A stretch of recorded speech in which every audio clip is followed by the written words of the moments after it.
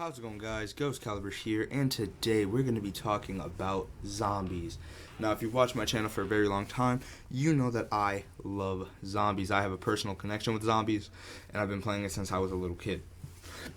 So, we're going to be going in depth about how the games have gone in a weird decline, but not in the way you might think. So, current zombies is really fun. We're not talking about Vanguard. We're just going to talk about Cold War because Vanguard sucks. But Cold War is where we're going to be starting from. But first, we got to go back to the old days of zombies, to Black Ops 1. Now, let's talk about Black Ops 1.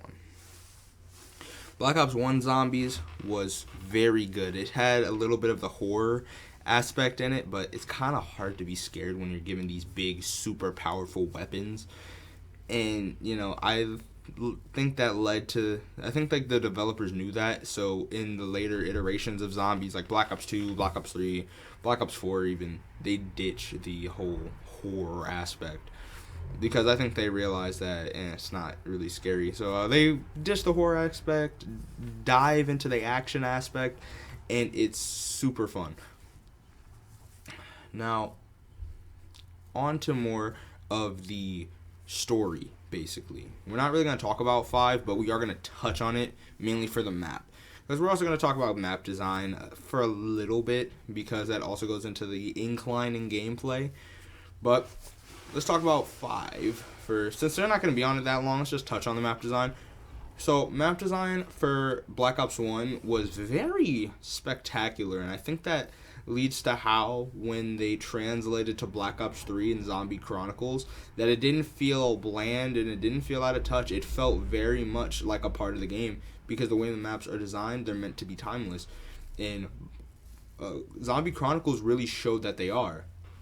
Now, when we're talking about 5 and Kino, since those are the two maps we're going to talk about today, we're going to talk about all of them, but we're going to touch on these ones the most because, everyone played them, especially if you had Black Ops 1. Now, Kino is the beginner's map. It's a map that everyone has that nostalgic experience with because it's that beginner map. It's a map that is super fun, super addicting to play because it was very well made. It was very open-ended. There's, if I counted correctly, 3 training areas, which that is insane that there's that many. And the perks there were easy to find. The map wasn't big. It was kind of a small reserved map, and it was a map that was something that you had to experience for yourself. And everyone has the same experiences, and they're all genuinely positive. Now let's go over to 5. 5 was more of the hardcore map. It's more of like the map that you're going to need to study for. Not really study for, but study to really get good in it. Like, I remember my first time playing it, I didn't get Pack-a-Punch because I didn't know how to get Pack-a-Punch. And I remember finding out that you had to put all the DEFCONs to DEFCON 5, which that's just not something that normally happens in zombies. Like, by today's standards, that's beginner stuff. But back then, when that first came out, it was kind of like, whoa, kind of hard to understand. So, now that we talked about that part of the map, let's talk about the other stuff. Because with Kino, that stuff getting Pack-a-Punch, you literally just pressed 2 buttons to get the teleporter ready, and then you were there. And that also led to how that was more of a beginner map, because more people would play that because they'd want to experiment with the Pack-a-Punch weapons. Now, more for the map design as a whole, 5 was very difficult map for the time. Even by today's standard, it's kind of difficult. If you're not in that one area, I think it's called the War Room. If you're not in the War Room, it's going to be a hard map to survive in, because especially then we were getting out of the age of camping in an area and into the age of juking and training that every zombies professional does today. And then that was like one of the big transitions. So when we went down to the place where the box would usually be, there was all those tight corridors, so you really couldn't be there that long unless you were extremely skilled. And not a lot of people were back then. And yet again, now that we're all better, we all go back to that map, and it's very good. And that's also why those maps are timeless and lead to how that is a very good quality zombies game. Now let's step off of the map design and get on to the gameplay story. So we're not really gonna touch on gameplay that much because I already talked about gameplay a lot already with my other zombie reviews on my channel. So we're just gonna touch on it for like a little bit, where the gameplay is the same throughout all the games. Start out, get a gun, fight zombies, more points, get bigger gun, pack a punch gun, get perks, rinse, repeat, rinse, repeat, rinse, repeat. That's zombies. Okay.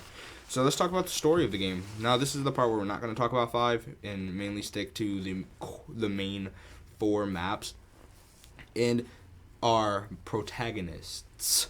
Yeah, I had to put that at the end, but they are all different and they are all stereotypes, but they're funny. And like they also have like this emotion in them that makes you want to resonate with them, makes you want to root for them. Even the Nazi people want to root for because he was a good character, someone with a lot of emotion. And when you're fighting the undead, it doesn't matter who your allegiances are. You're all fighting the same threat, and that's what that game shows. And with the fact that they all have their own defined personality and their own defined way of speaking, it gives you more of an incentive to root for your main protagonists. And going through all 4 of the maps that have these protagonists, Kino, Ascension, Shangri-La, and Moon, you really get a sense of how these characters react in their chemistry with each other. Now, that's Black Ops 1. Black Ops 2, however, isn't as big on these characters because we're thrown into new places with a whole new set of characters who aren't really that good. You don't really want to be with them because honestly they're slightly annoying, but you still have somewhat of a connection with them because they all have their own personalities. Now with Black Ops 2, you really only get with your main protagonist from the other games for like one singular map, and that map is actually seen as one of the best maps in history, and that is Origins. So with Origins, you get more of a perspective on how these characters were when the outbreak first started. And when you get that, it gives you like more of a feeling that you know these characters a bit more now. And it gives you like a lot of stuff about Richtofen, giving him more making the character more human, since in the other game you just saw him as like a crazy Nazi who was hell-bent on controlling the world. But here you kind of see him as more of just a normal scientist trying to fight for what he believed in. Now, with that, we should talk about Black Ops 3. Black Ops 3 is the pinnacle of zombies in both map design, both map design and character personality. We see these characters at their heights and at their lows. We see these maps that are amazing, and these maps are seen as some of the best maps that ever come out of zombies in history. So let's start with the first map that they've pumped out, Shadows of Evil. Now with Shadows of Evil, that map has these 4 new characters that we've never seen, but they're connected to the main story.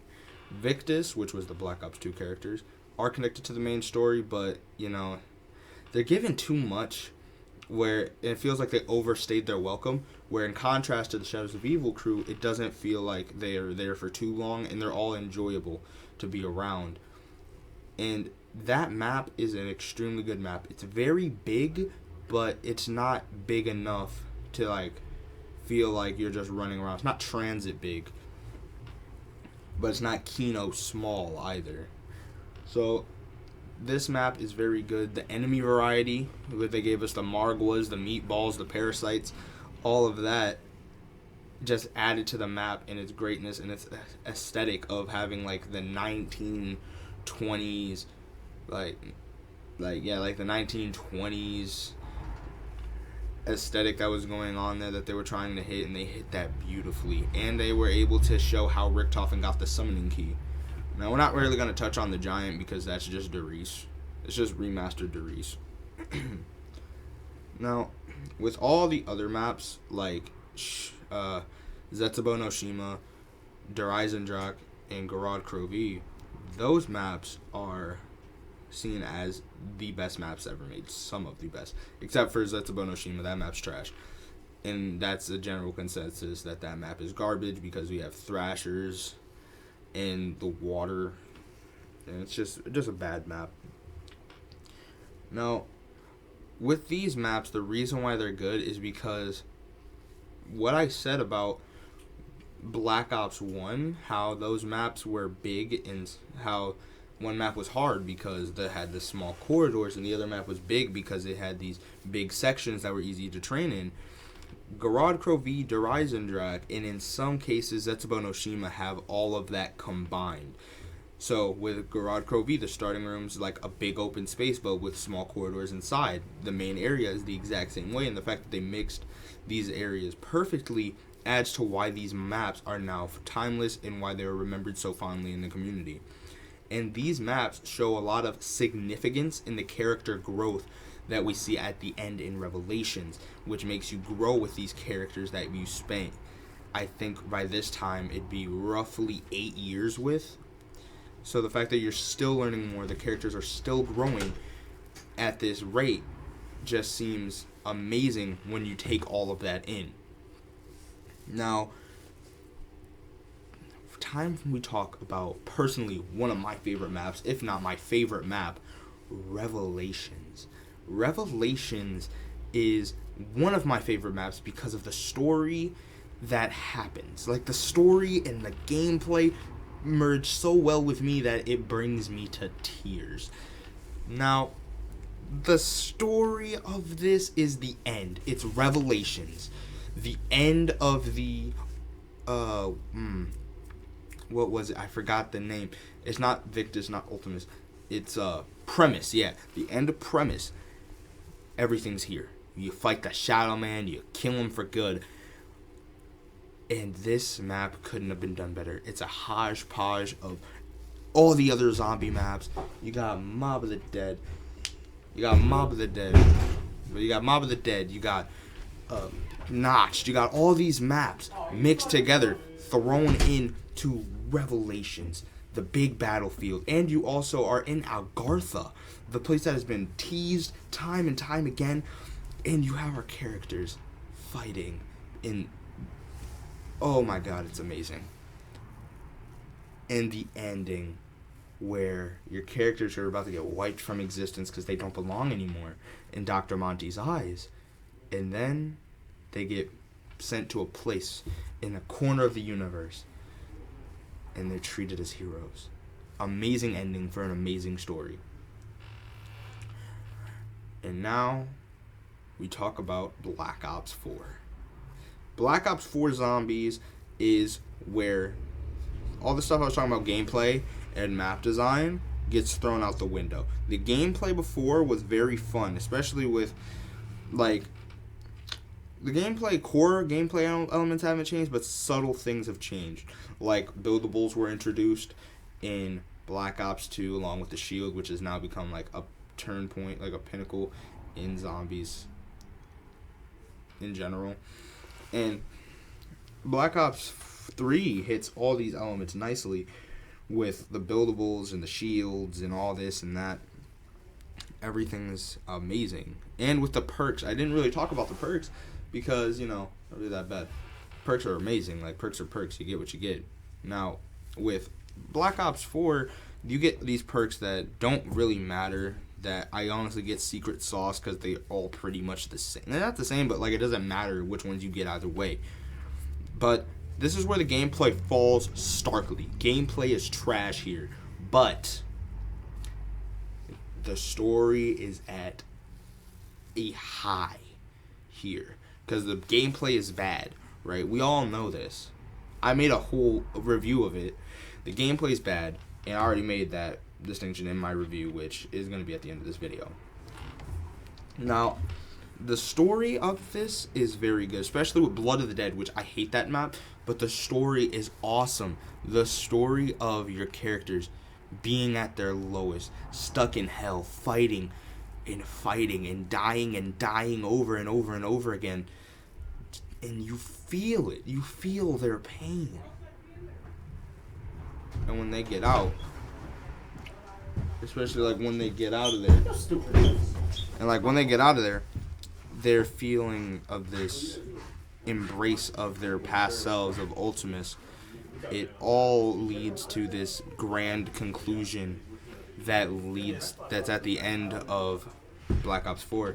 But then you take this cut through Alpha Omega, which is essentially pointless, and the fact that and like this is like those other two maps where I said like Blood of the Dead, the story is amazing. Then it takes a stark drop towards the end because you're Victus, the people that no one really cared about, they're the ones that end the series, and everyone dies just to have the world recreated with no zombies.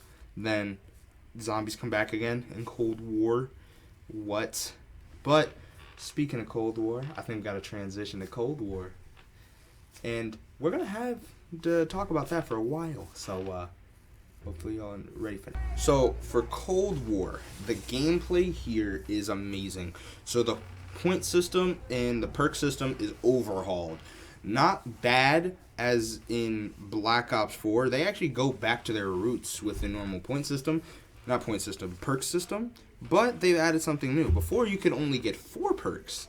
Now you can get as many perks as you want. But every time you buy a perk, the price increases. Which I think is brilliant. That's a brilliant way to subsidize having immense power, is by blocking off, extending the amount of money that you need to have to get this power. So you earned it pretty much. Which this is amazing, honestly. Now, but the point system is also overhauled because they had to implement this system where you could start out with any weapon that you felt like. Like, it's not Wonder Weapons, of course, but any weapon with any attachment. So before you'd start out with a pistol, 4 shots in the knife to get the most points. And, do this till like round 3 so you can get as much points as you can to get better guns and open doors, get perks, you know the drill. But this was different, 150 points per knife kill. I think it was like 90 per normal kill, but in 115 points per critical kill, which works amazingly because you're getting rewarded for hitting your headshots, which you should be, and rewarded for your knife kills. Everyone's happy. And even with now you can start out with an LMG if you feel like, which I never do. I start out usually with like my shotgun. It depends on what I'm doing. I'll either start out with like a shotgun if I want to do the Easter egg or like I'm actually trying, or I'll start out with like the M16 or something. And the gameplay here and the maps are amazing, stylized perfectly. You get maps that go up in like how corrupted they are. You go to Die Maschine, the first map, and it looks quiet. Then you slowly unpeel the onion that is the corruption of the zombies that have made on the world. And the more maps you go into Firebase Z, you see more of that by fighting Orda at the end. Mauder und Toten, where you just see East Berlin ravaged, destroyed because of the Dark Aether's influence. Then Forsaken, where you're literally fighting the Great One, who is literally insinuated to be Dr. Monty and the Shadow Man mixed together due to the Dark Aether's influence. And that is amazing. The gameplay is awesome. Especially since you get to have like grenade launchers, airstrikes, chopper gunners, all of that, and it's so fun to play. And also with the Easter eggs, they are not as long and they're not as hard as the other game, which is, in my opinion, really good. Because with this, more people can do them. And the fact that more people can do that makes me want to play multiplayer more. And since Zombies is a cooperative shooter, it's important to incorporate that in a healthy manner. And I think they did that perfectly. Now, another thing I'd like to talk about just a little bit is that the reason why Black Ops 4 has a sour taste in people's mouth is because the characters that we cared about, they were in maps that we've already played. And when you have that, it's kind of like, what's the point of getting this new game? This game gives you whole new maps, which Die Maschine had notched in it, but it was like a small part of the map. It wasn't the whole map, and that was awesome. And with that, let's talk about, like, after we're done with this, since we are pretty much done with the gameplay aspect of it and the map design. Also, the map design, amazing. Like, this has, even the tight corridors, they're wide enough for you to make slight movements, but they're also small enough for you to get caught if you like are too reckless. Now, every map has that, and it makes every map fun to play. And each map has their own unique wonder weapon that you earn that is amazing. You feel like you're a powerhouse with them. My favorite one is Cerberus from Malder Toten. Like, these wonder weapons, they didn't mess them up like they did in Black Ops 4. They kind of nerfed them all, and I don't understand why you nerf a ray gun. Like, why make it fair for the zombies? You feel me? Now, let's talk about the personality. There is none. Yeah, I mean that.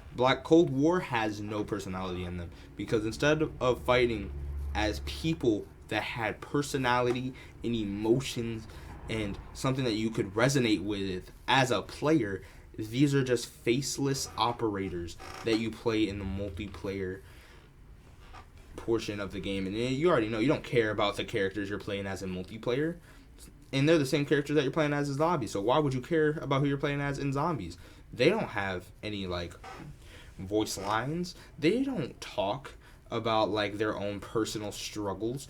They don't care. Why should I? And that leads to how you can't really feel for the characters or feel what's going on, because you're not feeling it through a device that's able to feel emotion, which the other games had, and it was amazing how they incorporated the feeling of emotion, the feeling of loss, the feeling of strife, the feeling of hatred in all of those games that just isn't here in Cold War, which is why I say that there's a decline in the story aspect, because I'm going to be honest, I did not care about the story in Cold War, because the characters, I couldn't care about them. Why should I care about their story? Simple. You can't. Now, the fact that you couldn't care about their story, care about their strife, care about anything that was going on, you can't really care about the next iteration of anything that happens, because through the devices that they give you to feel the story, feel the emotion of your characters, if they don't have emotion and they're not characters, there's nothing to feel, which gives no feeling to this. This is just as feelingless and emotionless as multiplayer, and that's going to lead to Call of Duty Zombies' downfall in later iterations. I hope that in this new Black Ops game, they learn from their mistakes in Cold War and Black Ops 4, and they make the best zombies that they can, so that it can revitalize the community today, because especially Vanguard messed it up bad, which I might make a video on that later on. But I hope you guys enjoyed the video. If you did, please like and subscribe, share the video out, and shout out to the Refresh Lab Collective in Cleveland, and I'll see you all in the next one. Peace out.